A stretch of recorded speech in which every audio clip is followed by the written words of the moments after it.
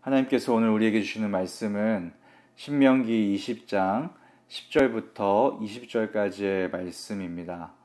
제가 가지고 있는 성경으로 구약성경 293페이지에 있습니다. 신명기 20장 10절부터 20절까지의 말씀을 찾으시고 저와 여러분들이 합독하도록 하겠습니다.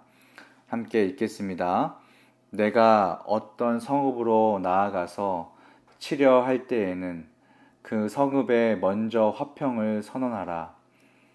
그 성읍이 만일 화평하기로 회답하고 너를 향하여 성문을 열거든 그 모든 주민들에게 내게 조공을 바치고 너를 섬기게 할 것이요. 만일 너와 화평하기를 거부하고 너를 대적하여 싸우려 하거든 너는 그 성읍을 에워쌀 것이며 내 하나님 여호와께서 그 성읍을 내 손에 넘기시거든 너는 칼날로 그 안에 남자를 다 쳐 죽이고 너는 오직 여자들과 유아들과 가축들과 성읍 가운데에 있는 모든 것을 너를 위하여 탈취물로 삼을 것이며 너는 내 하나님 여호와께서 내게 주신 적군에게서 빼앗은 것을 먹을지니라.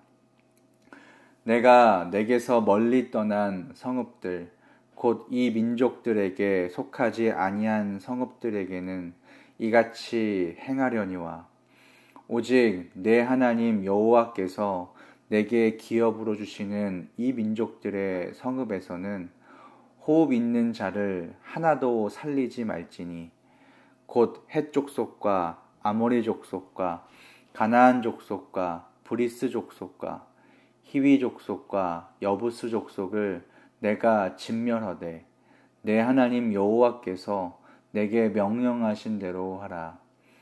이는 그들이 그 신들에게 행하는 모든 가증한 일을 너희에게 가르쳐 본받게 하여 너희가 너희의 하나님 여호와께 범죄하게 할까 함이니라.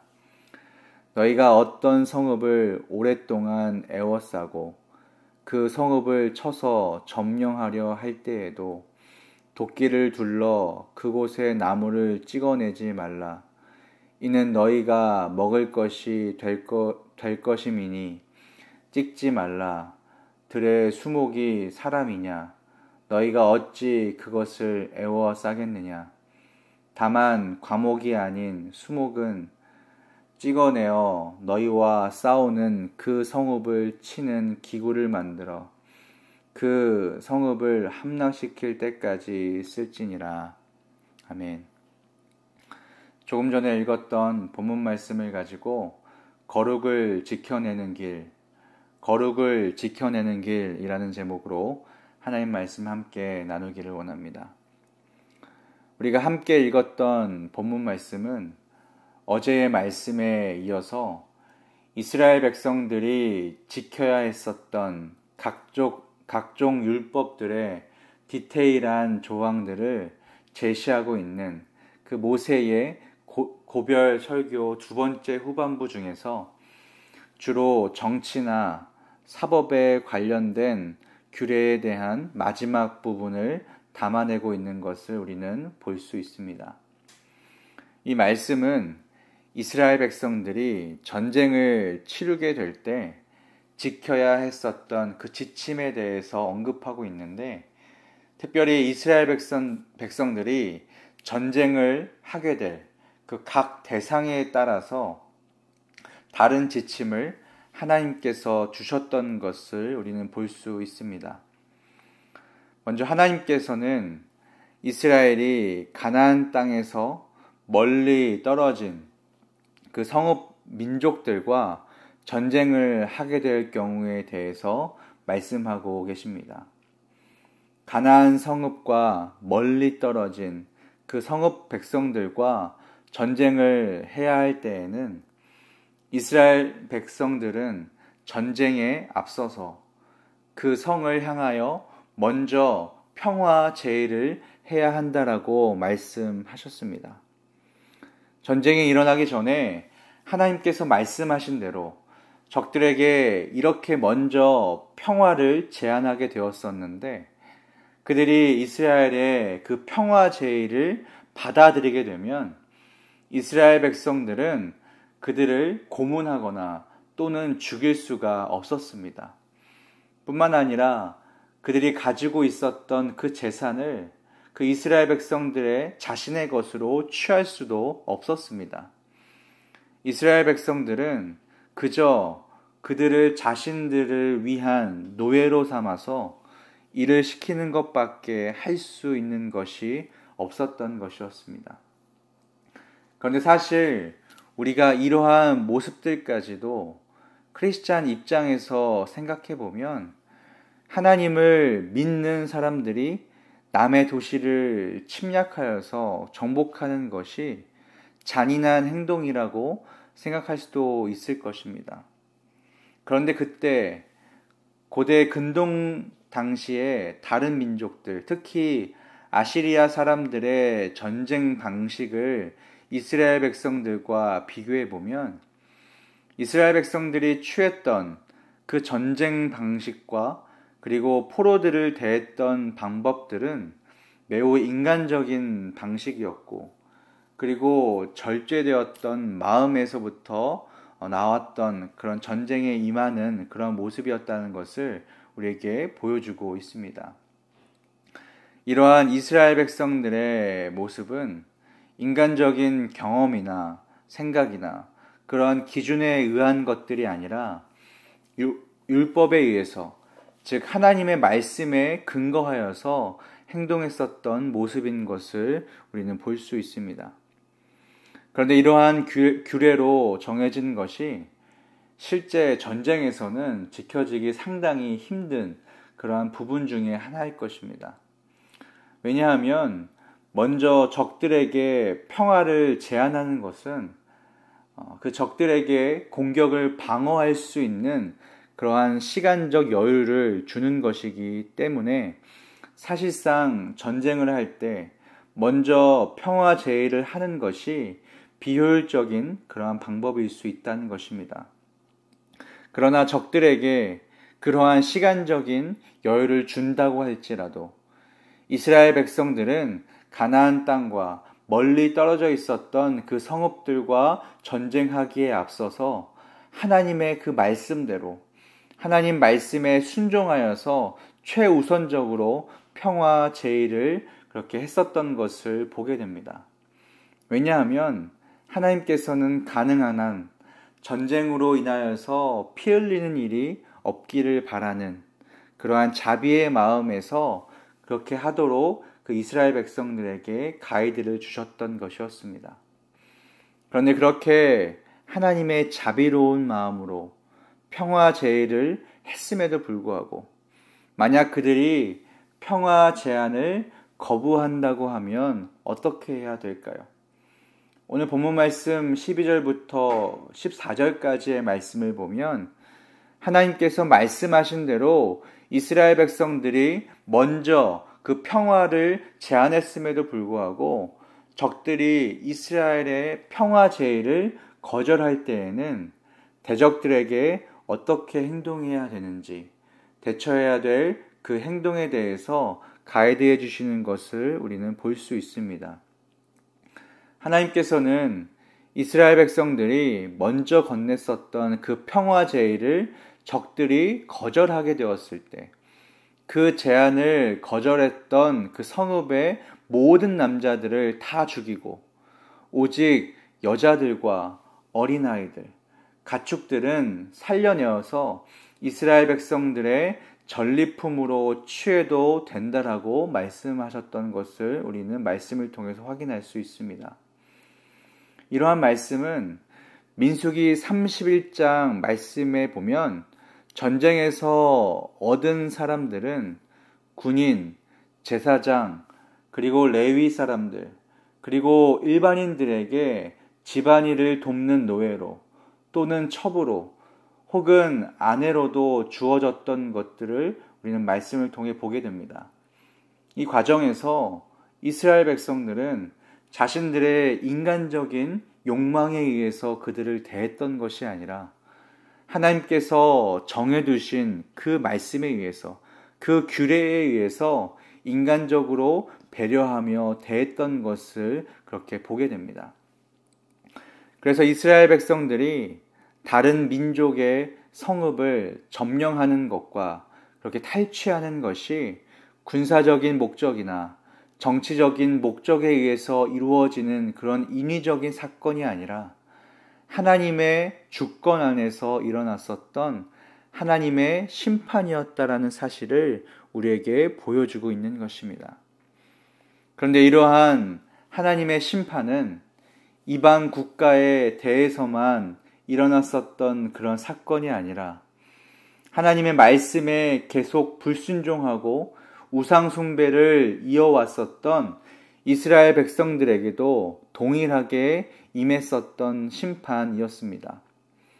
하나님께서는 이스라엘 백성들도 예외 없이 죄악에 물든 그 예루살렘 땅을 이방 사람들의 손에 붙이셔서 노략과 약탈을 당하게 하셨습니다.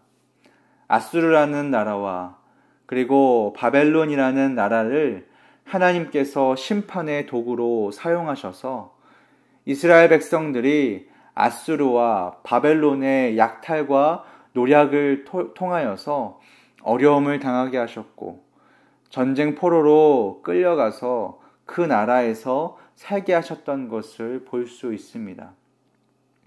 이 말씀을 통하여서 우리가 알 수 있는 것이 무엇일까요? 하나님과 화목하게 될 수 있는 그 기회를 받았음에도 불구하고 그것을 받아들이고 회개하지 않고 거절하는 사람들은 다 고통 가운데 이를 수밖에 없다는 사실을 우리에게 말씀해주고 있다는 것입니다. 그리고 결국 그 상태가 계속해서 이어져서 영원한 죽음에 이를 수밖에 없다는 사실을 우리에게 말씀해주고 있습니다. 왜냐하면 하나님과 화목함이 없는 사람은 하나님과 원수된 관계에 있는 사람이기 때문입니다. 생명의 주관자가 되시는 그 주님과 원수 관계에 있다라는 것은 영원한 죽음을 의미한다라는 것입니다. 그러한 모습을 단적으로 보여주고 있는 족속이 바로 가나안 족속이었습니다.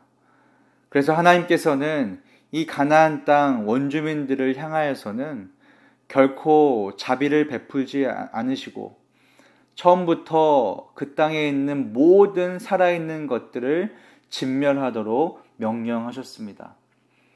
하나님께서 이렇게 명령하셨던 이유는 가나안 족속들이 하나님을 무시하고 저질렀었던 그 죄악들을 혹시나 이스라엘 백성들이 똑같이 쫓아서 따라하는 행동들로 인하여서 이스라엘 백성들이 하나님 앞에서 범죄하는 그러한 민족이 되는 것을 미리 방지하기 위해서였습니다.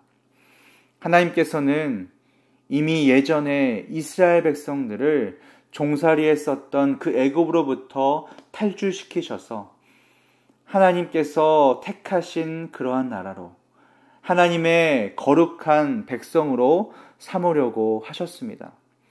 그렇기 때문에 하나님께서는 그들을 거룩한 하나님의 자녀로 계속해서 유지해 가시기 위해서 이스라엘 백성들에게 영적으로 철저히 해가 될 만한 그런 환경들을 미리 막아주시는 그러한 은혜를 베풀어 주셨던 것을 우리는 말씀을 통해서 확인할 수 있습니다. 그런 하나님께서 베풀어 주신 은혜에 합당한 삶을 살기 위해서 이스라엘 백성들이 그리고 우리들이 취해야 되는 행동은 무엇일까요? 하나님께서 이스라엘 백성들에게 그리고 우리들에게 말씀하신 그 가이드 안에서 우리들의 거룩함을 침해할 수 있는 모든 죄악된 요소들을 철저히 끊어냄을 통하여서 성도로서 마땅히 가져야 할 그러한 거룩함을 계속해서 지켜나가야 하는 줄로 믿습니다. 지금 오늘 이 시점에 여러분들의 삶 속에서 하나님과의 관계를 멀어지게 하는 것들은 혹시 무엇이 있습니까? 우리의 마음속에 하나님을 보지 못하게 하고 있고, 그리고 하나님을 섬기는 것보다 나도 모르는 사이에 내 안에 굳건하게 세워진 하나님보다 높아진 그 우상을 섬기고 있는 모습은 아닌지, 이 말씀을 통해서 우리들의 삶을 한번 다시금 점검해 보기를 소원합니다. 세상으로부터 영향받는 것이 부담돼서 그 자리를 피하는 그러한 그리스도인이 아니라, 우리들이 세상 가운데 살고 있지만 예수 그리스도로 우리 안에 충만하게 되어져서 오히려 세상에 복음의 영향을 끼칠 수 있는 그러한 그리스도인의 모습들이 되기를 주님의 이름으로 축복합니다.